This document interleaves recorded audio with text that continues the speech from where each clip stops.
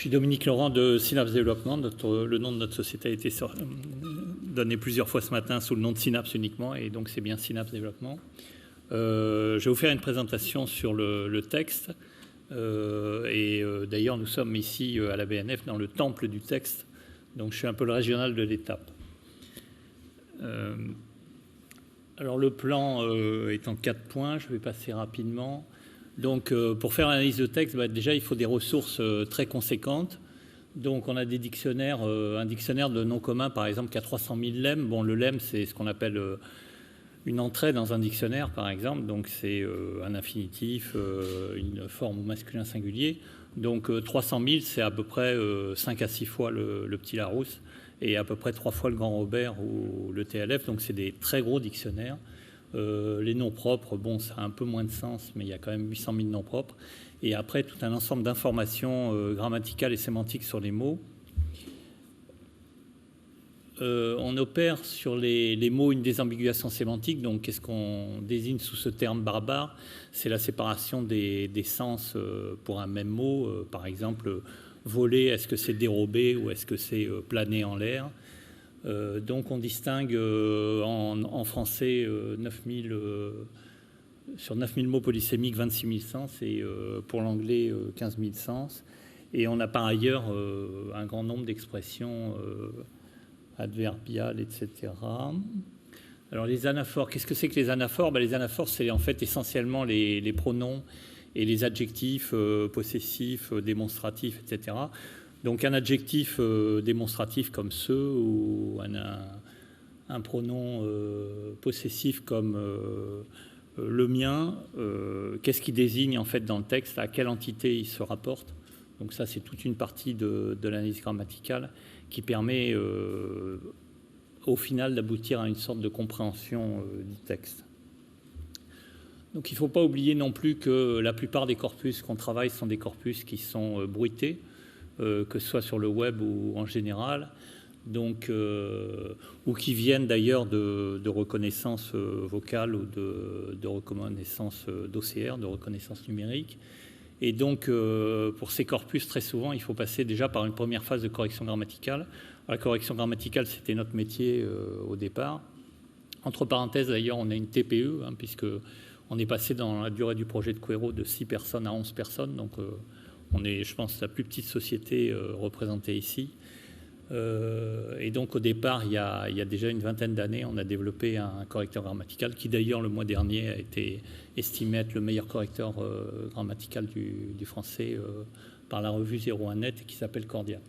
Donc, on arrive à des taux de correction d'à peu près 90% en unique proposition pour l'orthographe et en correction grammaticale, et avec des taux en correction automatique de l'ordre de 70%, ce qui permet d'envisager à terme une réelle correction automatique. Alors la taxonomie, ce qu'on appelle la taxonomie, c'est en fait la répartition de l'ensemble des mots et expressions dans une sorte de grille sémantique. Donc nous, on utilise une grille qui a été faite sur 4 niveaux, qui a 3387 feuilles au niveau 4. Bon, le niveau 5, en fait, c'est le niveau des mots et des expressions, donc sont groupés comme ça, comme dans un arbre. Et on a donc plus de 220 000 mots et expressions qui sont dans cette taxonomie pour le français, mais également pour l'anglais, l'espagnol, le portugais, et un petit peu, pas complètement, pour l'allemand et l'italien. Donc le genre de choses qu'on peut arriver à faire avec ces ressources, c'est par exemple de l'extraction de mots-clés. Alors là, pour la présentation d'aujourd'hui, j'ai choisi, on le verra un peu plus loin ensuite, 6 séries d'articles sur la tragédie de Lampedusa, enfin la double tragédie de Lampedusa, puisqu'il y a eu 2 naufrages en l'espace de 10 jours. Et donc, c'est l'ensemble de ces textes qui regroupent entre 3 et 5 articles fait à peu près une vingtaine de milliers de caractères pour chaque journal. Donc là, c'est l'exemple sur Le Monde. On voit que, par exemple, sur les noms communs, les mots qui viennent en tête sont migrants, embarcations, très curieusement prix Nobel de la paix. En fait, c'est parce qu'il y a eu un article du Monde qui proposait de décerner le prix Nobel de la paix à Lampedusa, puisque l'an dernier, c'est l'Union européenne qui avait eu le prix Nobel de la paix. On notera, les chiffres entre parenthèses correspondent aux occurrences, au nombre d'occurrences, et la barre en rouge correspond à la probabilité, en fait. Donc on voit que migrant, qui est 17 fois dans ces textes, en fait, avait une probabilité très faible d'être 17 fois. Donc il y a un mot qui est vraiment en surfréquence, c'est vraiment un mot-clé du texte. Alors, on peut aussi faire la même chose donc, avec la taxonomie dont je vous ai parlé pour détecter quels sont les concepts clés du texte. Donc là, on les a représentés dans un nuage de tags. Donc vous voyez, la taille est liée directement à l'importance du concept. Donc les concepts de vie sociale, expatriation, par exemple, qui sont très importants, mais aussi voyage aux citoyens africains, etc. Je passe au deuxième point, donc, qui est plus orienté sur les noms propres. Bon, sur les noms propres, on n'a pas de... Alors que sur les noms communs, on a la fréquence des noms communs à partir de très gros corpus, de plusieurs milliards de mots. Sur les noms propres, c'est très difficile de faire une échelle de fréquence. En fait, on a des éléments comme les noms de pays, les noms de villes en fonction de leur population, etc. Mais bon, c'est tellement lié à l'actualité que c'est difficile. On voit par exemple ici que Lampedusa, évidemment, qui n'est pas le nom d'île et de ville le plus connu en Europe, est extrêmement fréquent devant Méditerranée, Union européenne, etc. On verra après une comparaison sur les différents journaux. Donc, quels sont les problèmes principaux, les challenges qu'il y a au niveau de l'étude du texte?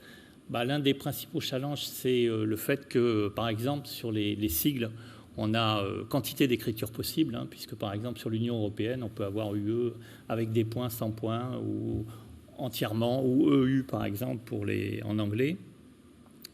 Il y a le problème des appellations aussi, c'est-à-dire que le nom d'une personne va être orthographié différemment, ou par exemple le nom complet, comme on a trouvé un seul cas dans le corpus, José Manuel Durão Barroso, mais effectivement c'est son nom complet, mais beaucoup plus courant, José Manuel Barroso. On a même trouvé un Manuel Barroso dans le Figaro, et évidemment le président de la Commission européenne.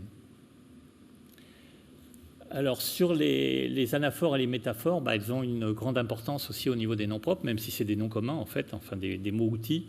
Donc il y a un assez bon exemple avec le président français s'est entretenu avec son homologue italien, où on voit que en fait son est lié directement au président français, mais qu'en plus homologue réfère en fait à président dans cette phrase-là. Les métaphores, c'est un peu ce que j'ai.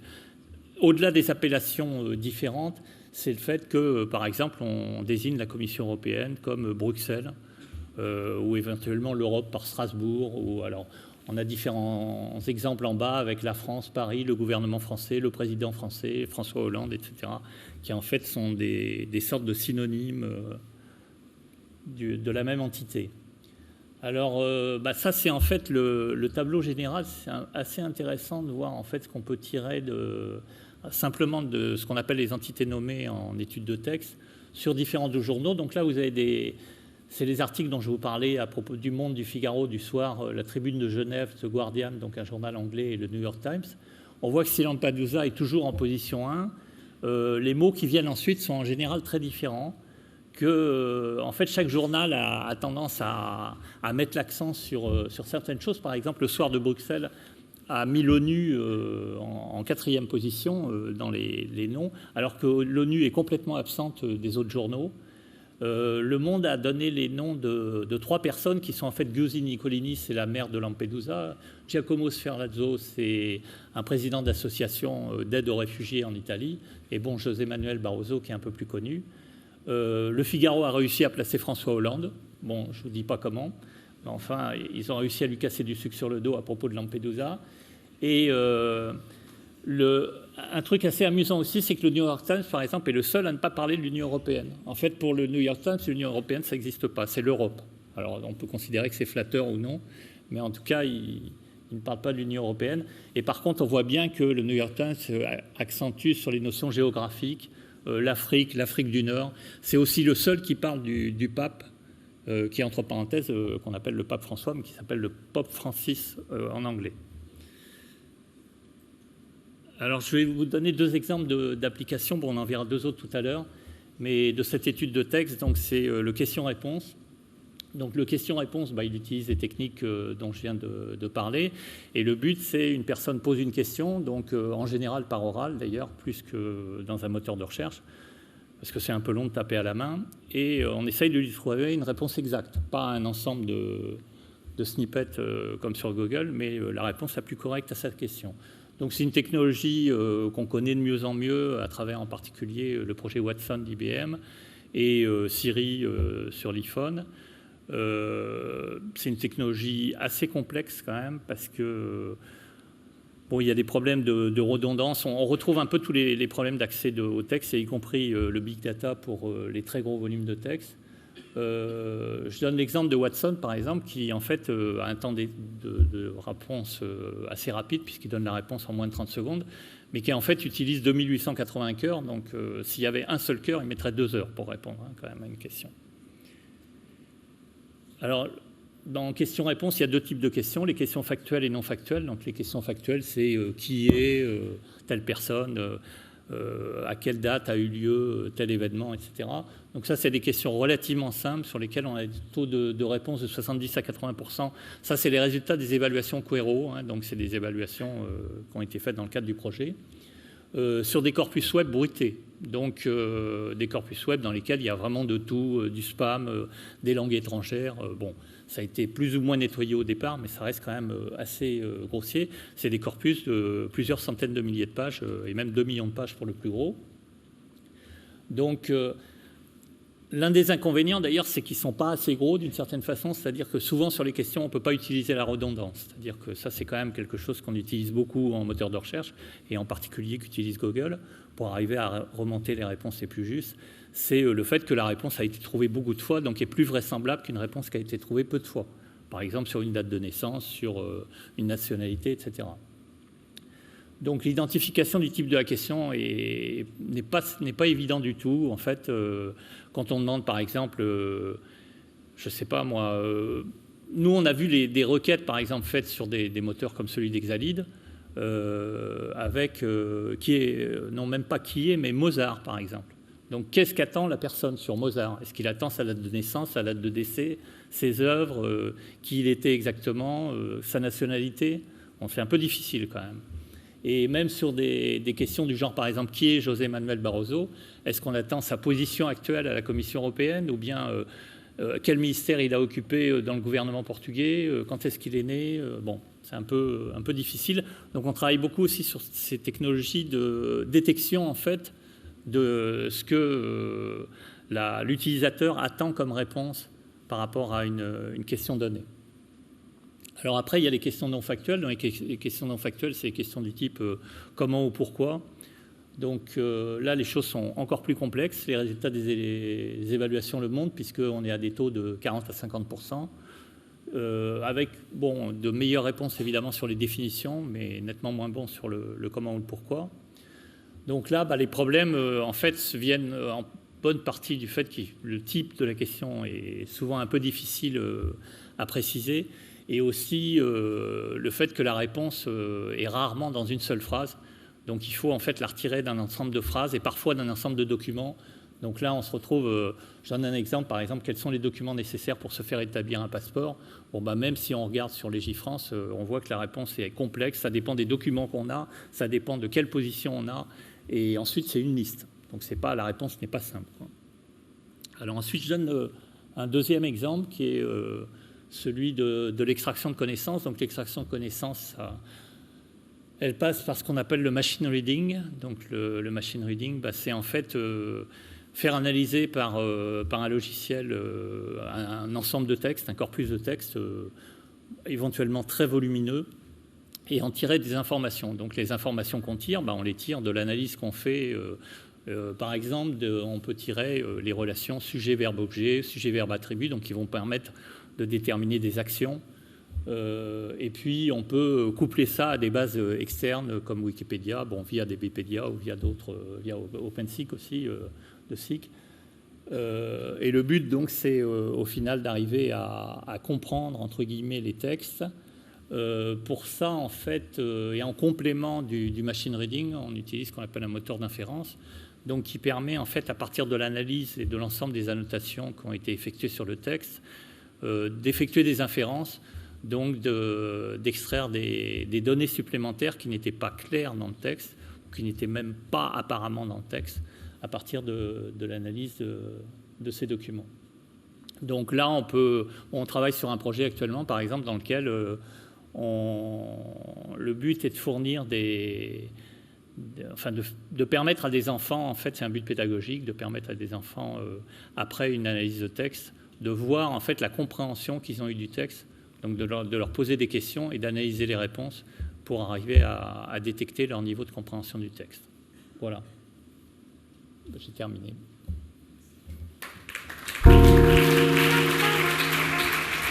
Alors bonjour, je vais vous faire un survol sur Alvis AE.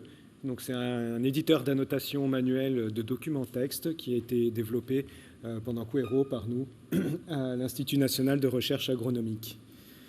Donc un éditeur d'annotation, c'est un logiciel qui va nous permettre de passer de la lecture d'un document à son analyse formelle et automatique. D'abord par une présentation des parties importantes, donc faire une aide à la lecture rapide. Puis on va passer à une analyse formelle du contenu. Et là, on tombe dans le domaine de l'extraction d'informations. Et donc les corpus annotés, eux, vont nous permettre d'entraîner des méthodes automatiques de prédiction d'annotation. Donc eux, ils vont produire des nouvelles annotations. Donc un éditeur d'annotation, ça se présente un petit peu comme ce que vous voyez en haut à droite, c'est-à-dire un texte avec en surligné les annotations et aussi des traits représentant des relations. Donc les fonctionnalités de base d'un éditeur d'annotation, c'est effectivement la présentation, l'édition et la création d'annotations, à distance évidemment. Et donc comme dans Alvis AE, nous avons 3 catégories d'annotation. Donc les entités qui sont, elles, représentées par des fragments de texte, des relations qui relient ces entités, et des groupes qui sont en fait des collections sans ordre particulier des entités. Tout cela, les annotations sont disponibles, sont mises à disposition dans des formats relativement standards. Alors la particularité de Alvis AE, c'est que l'annotation, elle est dirigée par une ontologie, c'est-à-dire que l'annotateur va associer les fragments de texte à des concepts définis dans une ontologie, et aussi les relations dans le texte, les relations annotées, sont des instances de relations qui sont, elles, définies dans l'ontologie. Mais ça marche aussi dans l'autre sens, c'est-à-dire que l'annotateur va pouvoir compléter l'ontologie par un drag and drop d'une annotation d'un fragment de texte vers l'ontologie pour ajouter des concepts. Alors Alvis AE, il est déjà utilisé dans de nombreux projets. Donc là, j'en cite 3. Donc Samblé, c'est un projet avec des industriels, notamment des sélectionneurs du blé, donc qui concerne la sélection génétique et l'association entre des marqueurs génétiques et des phénotypes du blé. Donc on a une application dans la pharmacologie sur un corpus de documents qui sont des brevets sur la pharmacologie. Donc c'est un corpus annoté par l'INIST, un autre partenaire Quaero. Et enfin, une application qui est purement scientifique avec des microbiologistes de l'INRA sur les habitats bactériens, qui concerne une ontologie et un corpus de documents un peu plus important. Voilà, donc si vous avez des questions, vous y répondrez. Merci. Désolé, c'est Patrick Seguela qui devait présenter, n'a pas pu venir, il a un gros problème familial. Donc c'est moi qui vais présenter encore 2 cas de process technologiques qui sont issus de notre travail, donc, et qui ont été développés en bonne partie dans Quaero. Donc le premier, c'est l'analyse de sentiments et d'opinion. Donc c'est un vrai module fonctionnel, hein. Il est utilisé en particulier par la société Sphinx qui fait du dépouillement dans le cadre, je ne sais pas, certains d'entre vous doivent connaître, qui est assez connu dans le milieu du marketing. Et donc l'analyse de sentiments et d'opinion, elle consiste en fait à partir de l'analyse que j'ai décrite du texte avant, et à l'aide d'un lexique complémentaire sur les termes d'opinion, à déterminer exactement quelle est l'opinion de la personne qui a écrit le texte. Donc, en sachant que les sentiments et les opinions, c'est un peu différent, hein, quand même. C'est-à-dire que la colère est un sentiment, par exemple, c'est pas une opinion. Bon, et que on peut avoir une absence d'opinion, plus rarement une absence de sentiment. Mais enfin, ça, je ne vais pas rentrer dans les notions philosophiques. Donc, le process d'analyse d'opinion, il est décrit ici, hein, une segmentation en unités élémentaires d'opinion, et puis jusqu'à un calcul global de l'opinion. C'est une technologie qui est assez complexe, hein, parce qu'il y a eu beaucoup de choses qui ont été faites pour analyser l'opinion, qui en fait partaient de ce qu'on appelle les sacs de mots, bag of thoughts en anglais, et qui marchaient pas très bien. Parce qu'en fait, on s'aperçoit que le langage, c'est assez compliqué quand même, et que, par exemple, pas mal, ça ne veut pas dire bien. Donc, pas mal, ça veut dire moyen, en gros, médiocre. Donc, l'échelle, en fait, alors on a conçu d'ailleurs dans le cadre de ce travail une échelle hyperbolique, en fait, qui permet à un point de voir l'opposé dans l'hyperbole par rapport au foyer de l'hyperbole, et qui marche assez bien donc, pour ce genre de cas. Il y a aussi la question des repères de marqueurs d'opinion, il y a la question de la négation, de la double négation éventuelle, il y a le problème des conditionnels, des modaux, donc les modaux c'est pouvoir, devoir, vouloir, etc. C'est évidemment pas pareil de pouvoir faire quelque chose ou de le faire. Alors voilà deux exemples d'application de cette analyse d'opinion. Bon, l'un c'est avec pour Radio France sur l'étude du flux Twitter. Donc il y a un truc assez amusant sur ce diagramme, c'est de voir qu'en fait les avis sont quand même assez tranchés. C'est une propriété d'ailleurs un peu de la France. Hein, sur l'étude des tweets en anglais, on n'a pas cette courbe comme ça un peu hyperbolique d'avis très tranchés ou très négatifs ou très positifs. Et puis un deuxième exemple qu'on a développé avec Technicolor, donc l'un des maîtres d'œuvre du projet Quero. Donc là, c'est une application en fait de détection des opinions des utilisateurs par rapport aux films. Donc là, en l'occurrence, c'est des films d'Angelina Jolie. Et il y a une petite chose assez amusante, c'est que le film qui est le plus mal classé, donc qui est en haut du podium de ceux à rejeter, c'est le seul pour lequel Angelina Jolie a eu un Oscar. Comme quoi, les avis des utilisateurs et des critiques diffèrent un peu. Bon, alors, un deuxième exemple d'application, donc il a aussi été commercialisé, et de plus en plus commercialisé d'ailleurs, c'est donc ce que j'ai commencé à vous décrire tout à l'heure, c'est qu'est-ce qu'on peut faire avec ce qu'on appelle les entités nommées, c'est-à-dire en gros les noms propres, qui d'ailleurs dans Quero ont largement dépassé le cadre des noms propres, puisque on a inclus dedans, je donne différents exemples, mais les quantités, le temporel, les noms d'œuvres, les noms de logiciels, etc. Donc ce qui permet en fait d'avoir quand même un gros volume d'informations par rapport à un texte, pour arriver à faire une analyse assez précise. Bon, par parenthèse, d'ailleurs, les industriels qui nous ont acheté notre module d'entité nommée, en général, sont assez peu intéressés par l'ensemble de ces données.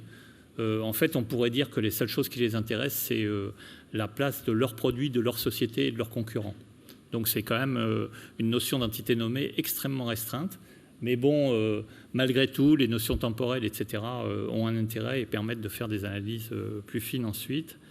Alors, l'extraction, bon, j'en ai déjà parlé un peu avant, donc je ne vais pas vous faire perdre du temps. Mais on retrouve les problèmes dont j'avais parlé, en particulier, par exemple, sur un mot comme France.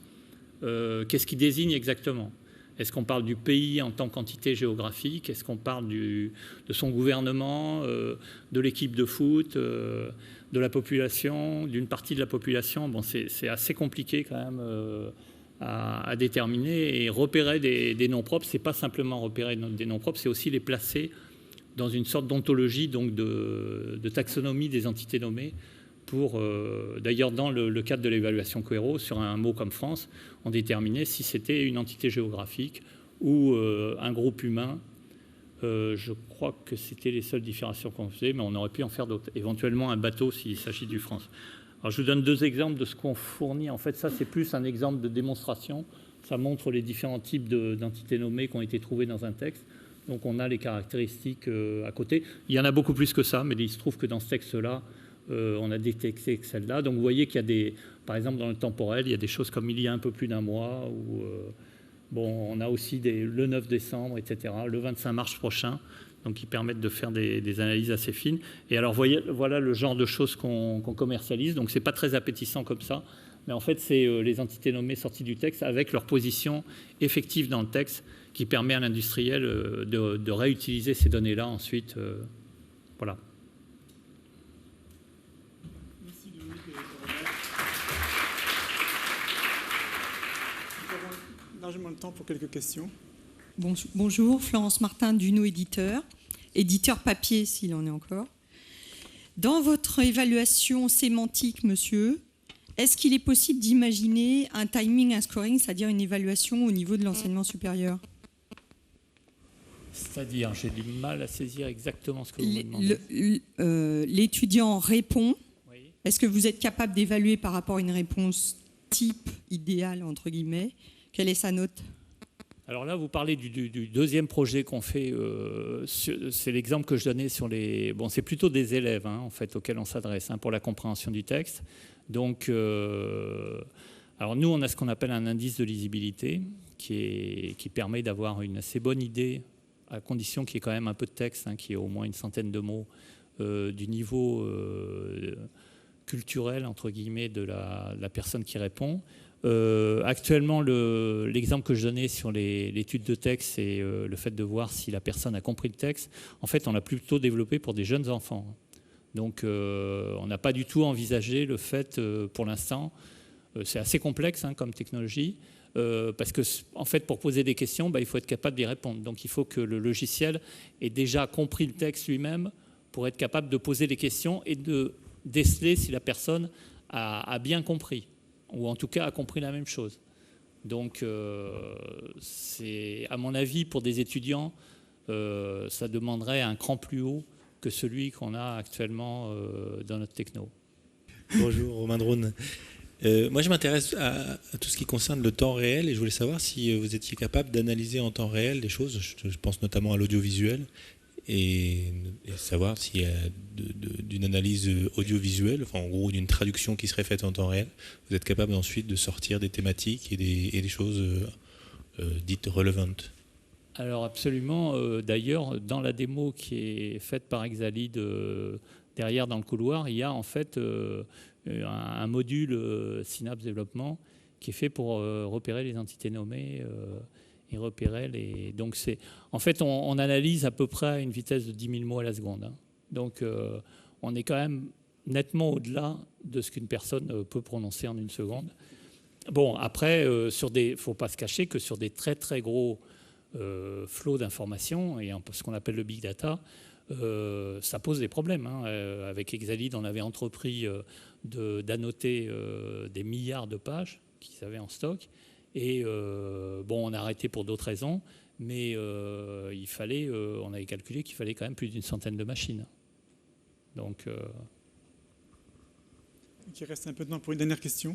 Oui, alors Nicolas Mercroft, Tivin Technologies, en fait j'avais à peu près la même question, donc je vais simplement raffiner la question. Vous parliez de performance, c'est aussi la question, est-ce que l'algorithme marche en une passe, parce que c'est effectivement pour un flux de paroles audiovisuelles qui soit retranscrit en speech to text par exemple, demande à l'analyser vraiment au fil de l'eau. Alors nous, le flux, il fonctionne effectivement en une passe. Mais le problème, à mon avis, est là. Le problème, c'est la reco vocale derrière. On a...